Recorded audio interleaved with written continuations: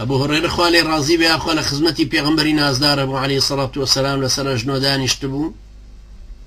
بيغمبري نازدار عليه الصلاة والسلام هاي نديكي بيت المال للاب توزيع يكر بسر خلقية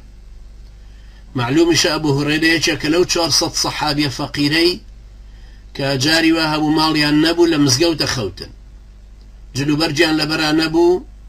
وزريك بشتمالي كان بس بعورتيان ودرتيان لأدابو أوي عورتيان درنك لمزقوت أمانو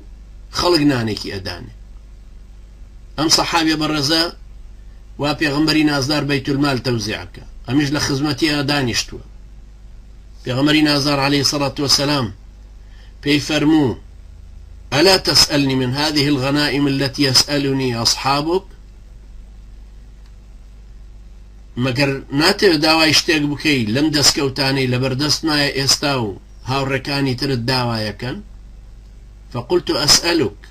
أن تعلمني مما علمك الله أي پێغەمبەری خوا من داوایە واکەم لەوەی خوای گەورە فێری کردووی ئەوەم فێرکە فنزع نمرة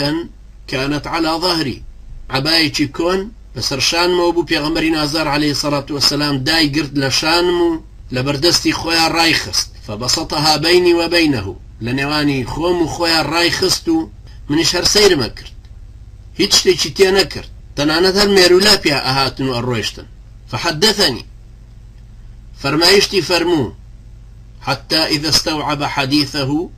قال اجمعها فصرها إلي فرمايشتكاني تواو كرد بي فرموم عباكتكو كرو هليغرر كهلم قرتو كرد نورشانم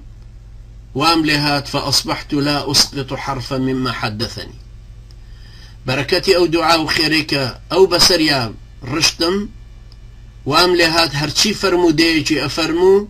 حرفك مليتيك نأجو حرفك لدزدر نأجو أما إرادي بهيزي أوانيك الرويان لم دينا كردو